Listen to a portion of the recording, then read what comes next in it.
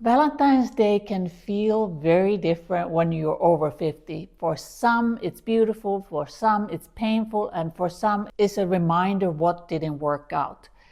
But did you know that Valentine's Day in Finland, where I live and where I'm from, is called Ystävänpäivä, and that means a friend's day. And I think that kind of changes everything. 4 years ago, Valentine's Day felt very different for me. I had just gone through a very painful divorce, and my life looked like nothing I thought it would.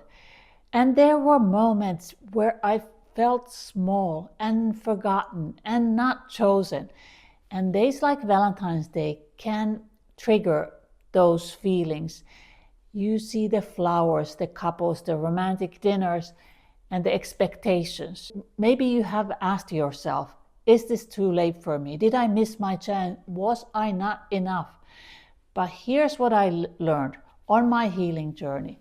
The most important relationship in your life is the one you build with yourself. And that is where Ystävänpäivä, Friends Day, becomes so powerful, because before romantic love, there is friendship. Before partnership, there is self-respect. Before someone chooses you, you choose yourself. So today I want to give you a little Valentine's or Friends Day practice. Whether you are single, dating, divorced, widow, or happily in a partnership, number one, become your own safe place.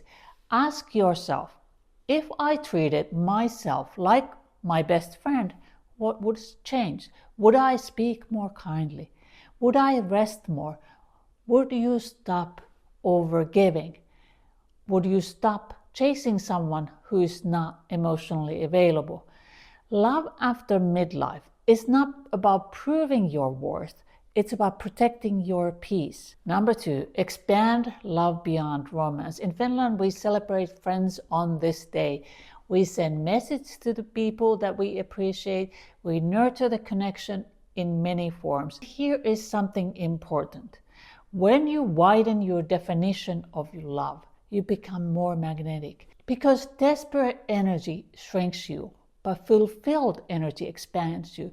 And love is found in all around you when you think about it. Your friends, your family, your kids, the nature around you, the art around you, the culture around you, whatever it is.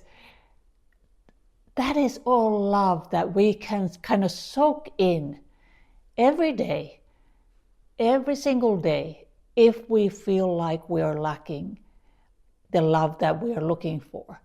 But soak in the love that is given to you. This is not settling. It's about being in the spirit of love. It's about building a full life, and full life attracts full love.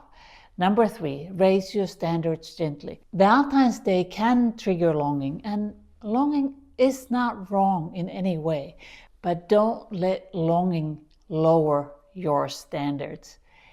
If someone is inconsistent, that is not love. If someone breadcrumbs you, that is not romance. If someone makes you feel small, that is not partnership. Real love feels calm, safe, kind.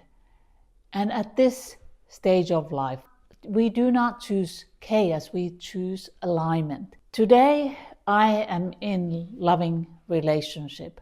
But what I am most proud of is that even if I wasn't, I would still feel whole, because I rebuilt myself. I rebuilt my confidence. I rebuilt my standards. And that is what I want for you. So whether you celebrate Valentine's Day or Friends Day, let today be about love in its all forms. Romantic love, friendship, community, and especially the relationship you have with yourself. Because when you become your own best friend, you stop accepting anything less than real love. I would love to hear in the comments, how are you celebrating love this year? And if you know someone who struggles on Valentine's Day, please share this video with them. Love after midlife is not over. Sometimes it's just beginning.